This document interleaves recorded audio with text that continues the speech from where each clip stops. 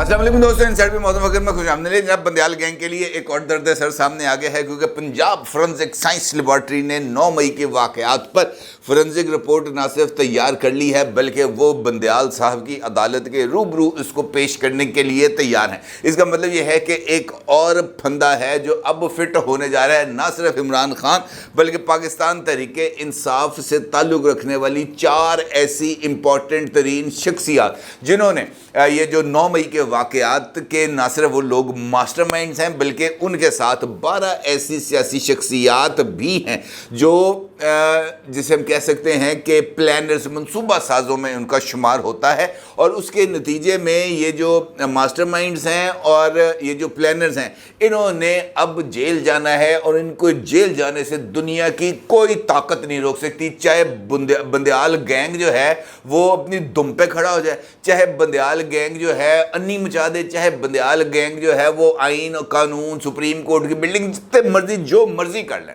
कोई फ़र्क इससे पड़ने वाला नहीं है। और ये बात भी आपको मैं बड़ा क्लैरिटी के साथ बता रहा हूँ, इस रिपोर्ट की रोशनी में ये जो बड़े आला तरीन सतह पर तैयार की गई है, इस रिपोर्ट के अंदर इस बात को भी निहायत ही वजाहत के साथ बयान किया गया है। और ये रिपोर्ट जो कानून नाफिज करने वाले इदारों के साथ शेयर की गई है, तो उसके नतीजे में ये बात बताई जा रही है कि ये जो 4 लोग हैं कम से कम इसमें, जिनको मास्टरमाइंड्स कहा जा सकता है, ये मास्टरमाइंड्स के अंदर कुछ पॉलिटिकल शख्सियात हैं और कुछ नॉन पॉलिटिकल शख्सियात हैं। 12 लोग जिनके बारे में जिक्र किया जा रहा है कि ये प्लानर्स हैं। इन प्लानर्स में से भी कुछ शख्सियात हैं, तकरीबन 10 के करीब शख्सियात ऐसी हैं जिनका ताल्लुक सियासी जमात से है। और सियासी जमात के बारे में ये कोई ढकी चुपी बात नहीं है कि वो सियासी जमात कौन सी हो सकती है, वो यकीनी तौर पर पाकिस्तान तहरीके इंसाफ है। लेकिन इस प्लानर्स के अंदर भी 2 ऐसी शख्सियात हैं जो रिटायर्ड भी हैं और उनका ताल्लुक इदारे से भी है। इसका मतलब ये है कि मजमूई तौर पर 4 ऐसी गैर सियासी शख्सियात हैं जिनका ताल्लुक इदारे से है, इदारे के अंदर वो आला ओहदों पर मौजूद रह चुके हैं, वो रिटायर हैं, और इस सारी मनसूबा साजी के अंदर वो इमरान खान साहब के शाना बशाना मौजूद थे। इसका मतलब ये है जनाब कि ये ईद के बाद जो दिन आने वाले हैं ये बहुत ही ज़्यादा भारी होने वाले हैं, और ये जुलाई जो है वो बहुत ज़्यादा गर्म होने जा रहा है। क्योंकि ये जो रिपोर्ट जिसका मैंने आपके साथ जिक्र किया है कि ये पंजाब फोरेंसिक साइंस लेबॉर्ट्री ने तैयार की है, और ये रिपोर्ट मुकम्मल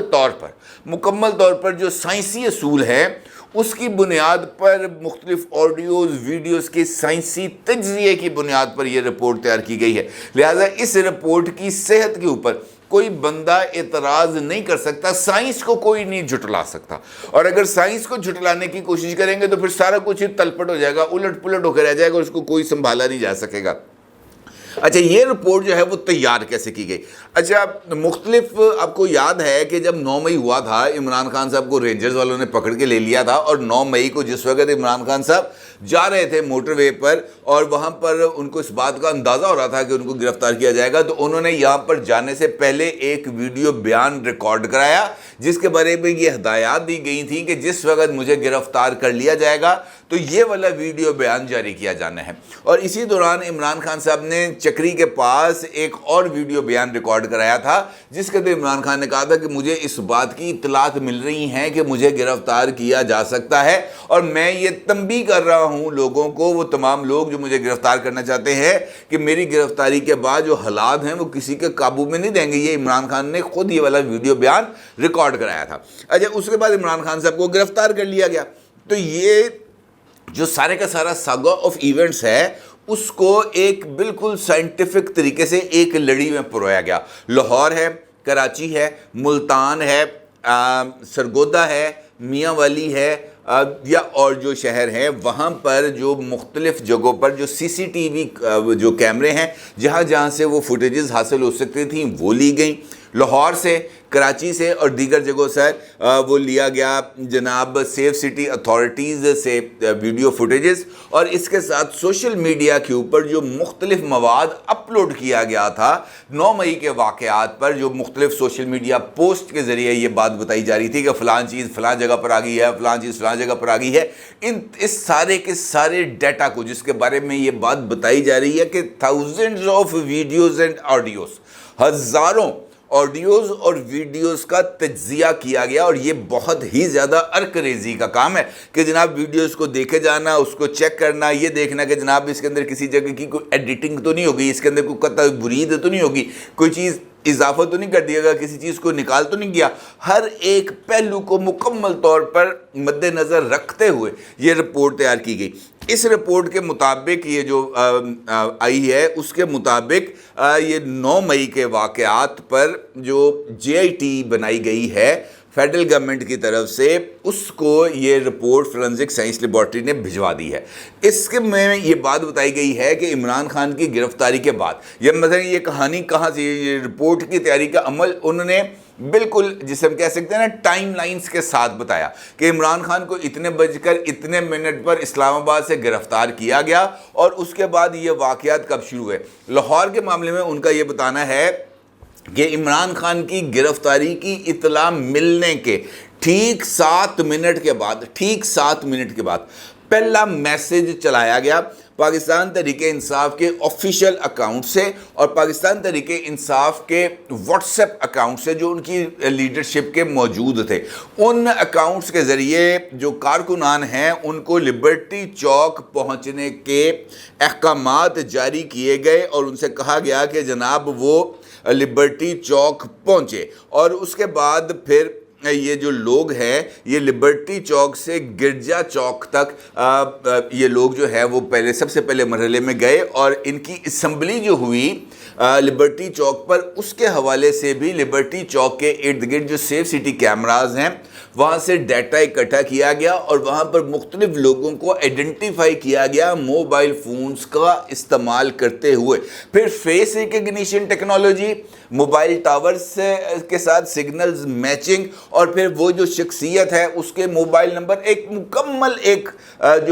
ایسی یہ ڈیٹیلڈ انویسٹیگیشن ہے جس کو کسی بھی صورت نظر انداز نہیں کیا جاتا۔ پھر اس رپورٹ میں یہ بات بتائی گئی کہ ڈنڈے اور جھنڈے پکڑے ہوئے افراد 4:57 پر، میں آپ کو بتا رہا ہوں نا کہ ٹائم ڈیٹ ہر ایک چیز اس کے اندر مینشن ہے، 4:57 پر شیرپو برج پر پہنچے۔ یہ تمام لوگ وہ بتا رہے ہیں کہ پیدل آ رہے تھے۔ اس کے حوالے سے بھی ویڈیو ایویڈنسز موجود ہیں۔ پھر اسی رپورٹ میں بتایا گیا کہ وہ جو موب آ رہا تھا شیرپو برج کی طرف، اس کی قیادت عمران خان صاحب کے بھانجے حسان نیازی کر رہے تھے، جو ابھی تک لاپتہ ہو چکے ہیں، ابھی تک ان کو گرفتار نہیں کیا گیا، ابھی تک ان کے ویئر اباؤٹس کے بارے میں نہیں پتہ چلا۔ البتہ ان کے والد محترم حفیظ اللہ نیازی صاحب مسلسل کالم بھی لکھ رہے ہیں، 9 مئی کے واقعات کی مذمت بھی کر رہے ہیں، اور وہ اس مرتبہ ان میں کسی طرح کی کوئی پریشانی نظر نہیں آ رہی۔ ابھی تک حسان نیازی کے حوالے سے وہ جو پہلے ان کی ہوائیاں اڑی ہوئی تھی نا جب حسان نیازی کو گرفتار کر لیا گیا تھا،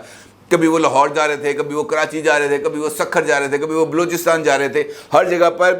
جو حفیظ اللہ نیازی صاحب ہیں ان کے طوطے اڑ ہوئے تھے۔ اس وقت حفیظ اللہ نیازی صاحب بھی بڑی چل ماحول میں بیٹھے ہوئے ہیں، اور حسان نیازی کا پتہ ہی نہیں ہے کہ وہ کہاں پر ہیں، ان کو زمین کھا گئی یا آسمان نکل گیا، ان کے بارے میں کسی طرح کی کوئی اطلاع نہیں ہے۔ یہ بات یہاں پر آ رہی ہے۔ پھر گرجا چوک کے بارے میں یہ بات بتائی گئی کہ 5:10 پر کچھ گاڑیاں وہاں پر آئیں جو ہیوی قسم کی گاڑیاں تھیں، اور ان کے ساتھ ساتھ کچھ اور یہ جو چھوٹی گاڑیاں ہوتی ہیں وہ وہاں پر آئیں، اور موٹر سائیکلوں کا ایک بہت بڑا جو جلوس ہے وہ وہاں پر پہنچا، موٹر سائیکل سواروں کا ہجوم آیا۔ 5:16 پر طفیل روڈ اور اسد جان روڈ پر ہجوم کی موجودگی نظر آئی، اور یہاں پر بھی ان تمام لوگوں کی آپس کے اندر کنیکٹیوٹی موجود تھی۔ 5:25 پر ہجوم مال آف لاہور، یہ ملک ریاض صاحب کا ایک پروجیکٹ ہے،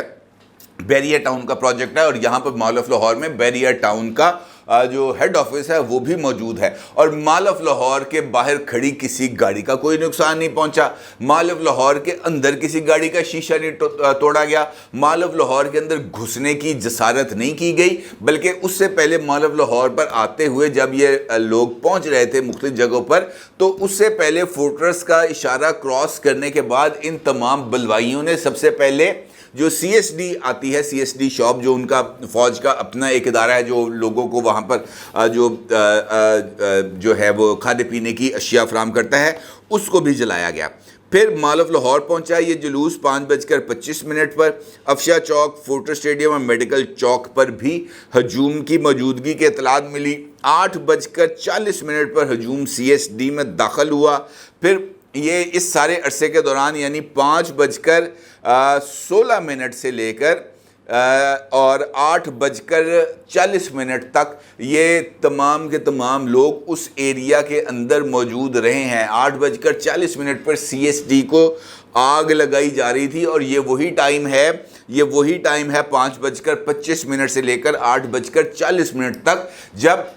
جنا ہاؤس کے اندر یعنی کور کمانڈر ہاؤس کے اندر یہ موب گھسا۔ وہاں پر جا کر انہوں نے فریج میں سے قورمہ بھی نکالا، وہاں پہ قورمہ کھایا بھی، لیپ ٹاپ اٹھایا بھی۔ لیپ ٹاپ اٹھا کے کچھ 2 لوگ جو تھے وہ لاپتہ بھی ہوئے، ابھی تک اس لیپ ٹاپ کی بھی تلاش کی جا رہی ہے، اور وہ لیپ ٹاپ لے کے جانے والوں کی بھی تلاش کی جا رہی ہے۔ اسی عرصے کے دوران مور اٹھائے گئے، اسی عرصے کے دوران جناب وارڈروب سے کپڑے نکالے گئے، اسی عرصے کے دوران حسام نیازی صاحب وہ پتلون جو ہے وہ لہراتے رہے، اور وہ پتلون کا سائز اپنے جو اکاؤنٹس ہیں